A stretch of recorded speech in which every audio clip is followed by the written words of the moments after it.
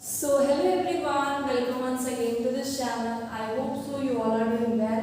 चलिए आज की क्लास को बिगिन करते हैं।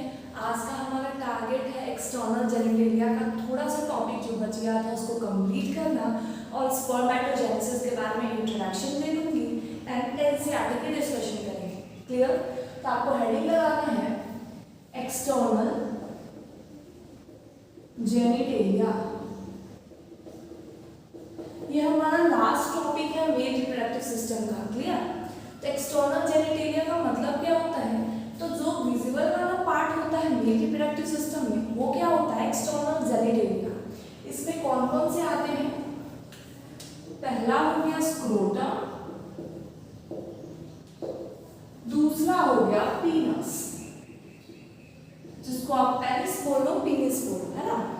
अब स्क्रोटम क्या होता है? तो स्क्रोटम के बारे में मैं आपको पहले ही बता चुकी हूँ कि वो एक पाउच लाइक स्ट्रक्चर होता है या बैल लाइक स्ट्रक्चर होता है जो कि टेस्टिस को इनक्लोज करता है। क्लियर?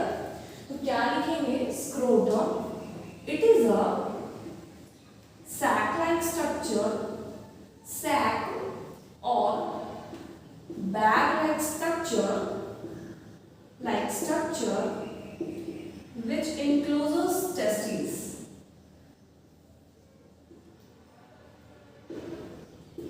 क्लियर? हमारा फर्स्ट पॉइंट कंप्लीट होता है। अब आते हैं हम लोग पेनिस पे कि पीनस क्या होता है।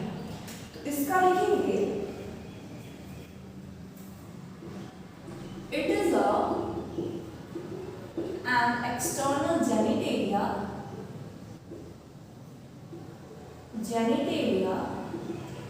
ये बेसिकली क्या करता है? तो ये और इसके पास होता है इरेक्टाइल टिश्यू जो कि क्या करता है which during the erection ये क्या करता है? इंसेमिनेशन में हेल्प कराता है।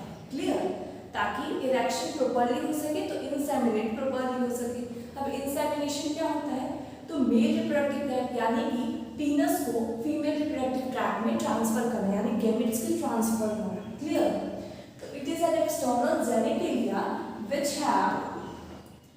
which have erectile tissue using which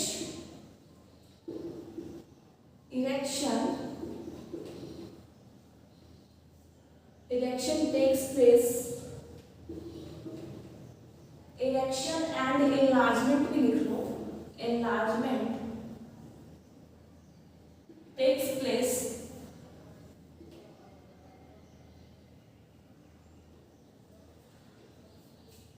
during insemination। आपकी ही लैंग्वेज में मैंने आपको लिखवा दिया, आपको दो बार रीड करना है। क्लियर? तो एक्सटर्नल जेनिटेलिया वाला पोर्शन कंप्लीट होता है स्क्रोटम एंड पीनस के बारे में। अब हम लोग स्पर्मेटोजेनेसिस प्रोसेस के बारे में मैं थोड़ा सा आपको इंट्रोडक्शन करा देती हूँ, फिर हम लोग एनसीईआरटी पर डिस्कशन करते हैं। तो आपको हेडिंग लिखना है स्पर्मेटोजेनेसिस।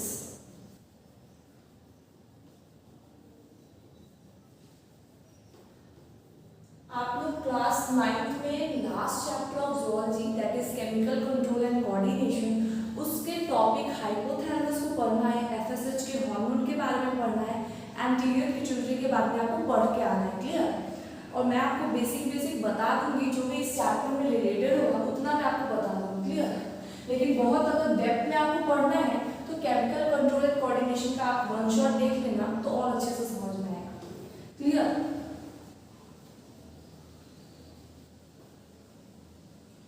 अब हेडिंग लगाना है स्पर्मेटोजेनेसिस। अब स्पर्मेटोजेनेसिस मैंने आपको ये इंट्रोडक्शन वाले में बताया था कि जहां कहीं भी जेनेसिस वर्ड आएगा यानी कि वहां पे फॉर्मेशन का हेल्प होता है ना। वो क्या डिनोट करता है? फॉर्मेशन। तो sperm that is form and genesis मतलब फॉर्मेशन या फिर जेनरेशन बोल लो। तो स्पर्म का फॉर्मेशन कैसे हो रहा है इस पूरे प्रोसेस को क्या बोलते हैं? स्पर्मेटोजेनेसिस। इसी के बारे में इस टॉपिक में हम लोग को पढ़ना है। इसमें हार्मोन्स आता है, ल्यूटेनाइजिंग हार्मोन जहां हम लोग बोलते हैं LH, दूसरा आता है FSH, फॉलिकल स्टिमुलेटिंग हार्मोन। आपको आप बस मेंशन कर लो, मैं जब स्पर्मेटोजेनेसिस अच्छे से पढ़ाऊंगी तो पूरा आपको में नॉलेज दूंगी, है ना। FSH, follicle stimulating hormone, clear. ये सारे hormones chemical control and coordination का पार्ट है। और आपको इतना तो पता है कि स्पर्मेटोजेनेसिस यानी कि स्पर्म का प्रोडक्शन ओल्डर मेंस में भी होता है। यहाँ पे कोई भी एज स्पेसिफिक नहीं होता है कि इतने एज के बाद ये प्रोडक्शन बंद हो जाएगा, क्लियर। ये ऐसा कुछ नहीं होता। तो क्या लिखेंगे, स्पर्म फॉर्मेशन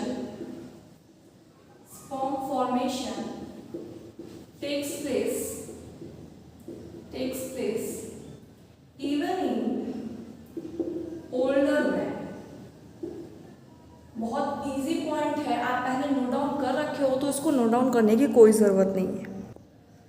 तो चलिए अब आपको क्या करना है, एनसीईआरटी की बुक निकालनी है, मेरे साथ रीड आउट करना है, क्लियर।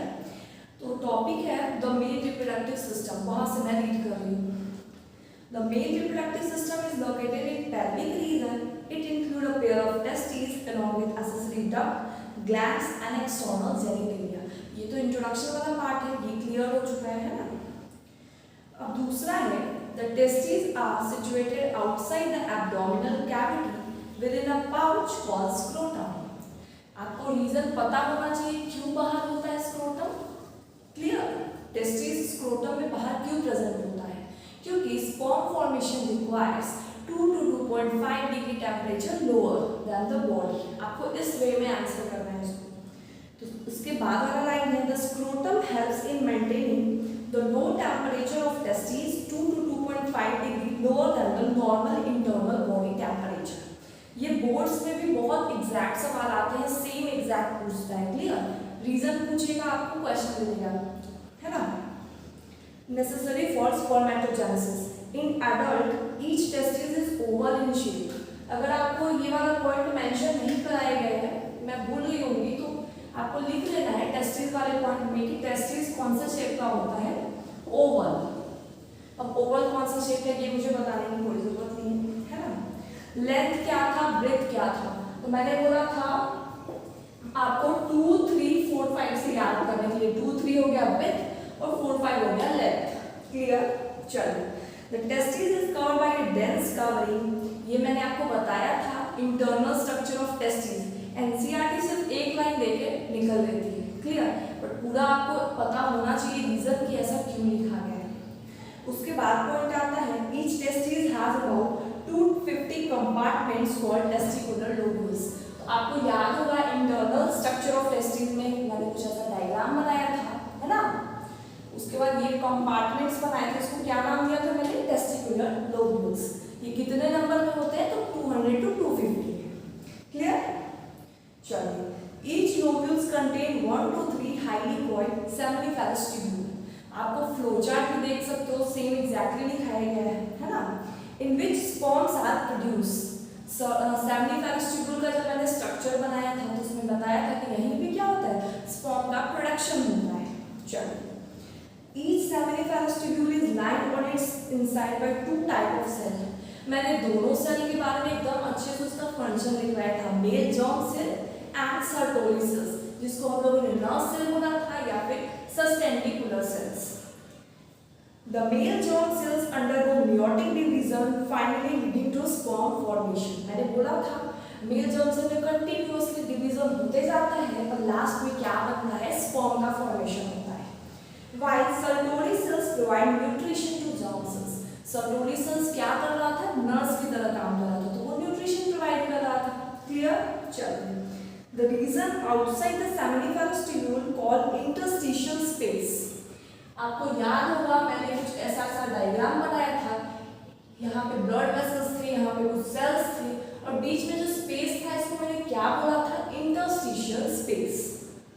रिकॉर्ड करते चल रहे हैं, फिर ही एनसीईआरटी आपको अच्छे से समझ में आएंगे ना। Contain small bodies blood vessels interstitial cells and और लीडिंग सेल्स। मैंने बोला था इंटरस्टिशियल स्पेस में क्या पाया जाता है, छोटे छोटे सेल्स पाए जाते हैं, उसको हम लोगों ने नाम दिया इंटरस्टिशियल सेल्स या फिर लीडिंग सेल्स, क्लियर।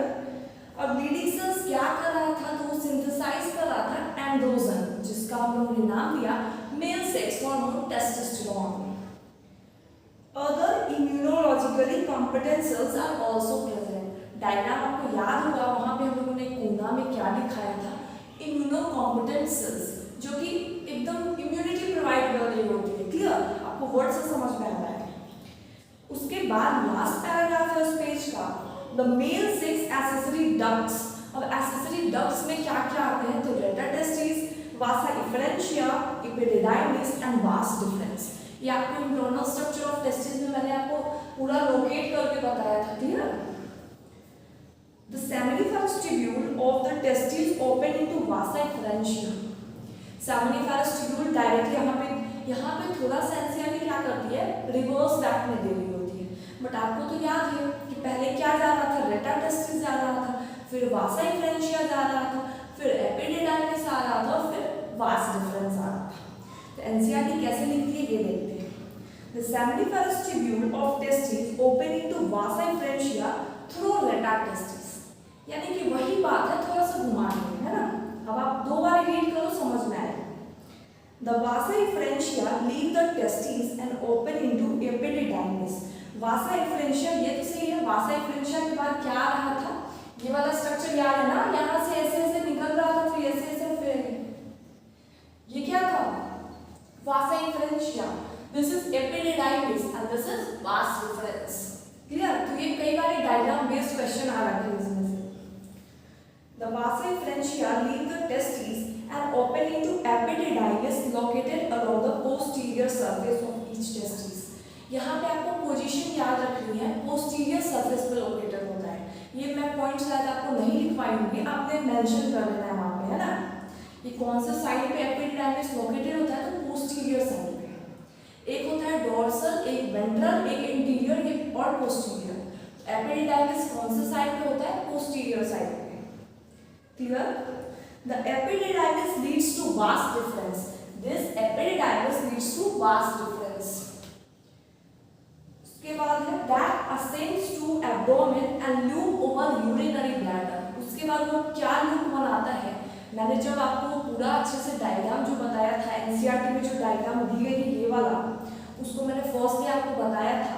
तो वहाँ पे मैंने ये दिखाया कि वो लूप बनाती है कहाँ पे, यूरिनरी ब्लैडर के ऊपर। क्लियर, उसके बाद आता है it receive a duct from seminal vesicle and opens into urethra as an ejaculatory duct. आपको ये दिख रहा होगा, वास डिफरेंस मिलती है यूरिनरी ब्लैडर के ऊपर, लूप बनाती है। उसके बाद क्या होता है, वो it receive a duct from seminal vesicle आता है और यूरेथ्रा, वो दोनों मिलकर एक डक्ट बनाते हैं, दैट इज एग्जैक्युलेटरी डक्ट। क्लियर, चलो इसके बाद क्या है, These ducts store and transport the sperm from testes to outside through urethra. अब मैंने आपको बताया है कि क्योंकि ये रेटा टेस्टिस, एपिडिडाइमिस, वास डिफरेंस, ये सारे सेकेंडरी सेक्स ऑर्गन में आते हैं। क्लियर, तो इनका काम ही है ट्रांसपोर्ट करना और स्टोरेज का काम करना, तो वही इसका फंक्शन दिया गया है। क्लियर, कि these ducts store and transport the sperm from testes to outside through urethra. अब इसको ट्रांसफर भी तो करना है फीमेल जेनिटल ट्रैक्ट में, तो ये क्या हेल्प करते हैं, इसको ट्रांसपोर्ट करने में हेल्प करते हैं, है ना। The urethra originates from urinary bladder and extend through the penis to external opening called urethral meatus. Clear, अब पेनिस का डायग्राम बनाओ।